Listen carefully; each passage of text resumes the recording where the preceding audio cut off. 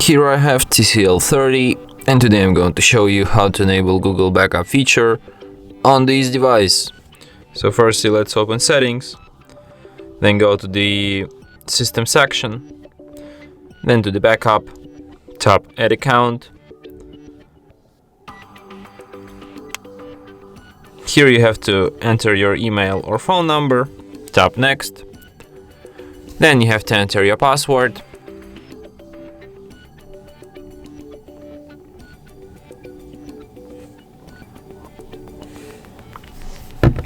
Tap Next. Then you have to select if you will be using this device or if your child will be using it. Then agree with Google's terms of service and privacy policy.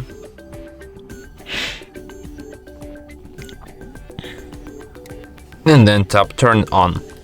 And after that your device will be ready to the backup. And that's it. Thanks for watching. If you find this tutorial useful, don't forget to hit that like button and subscribe to our channel.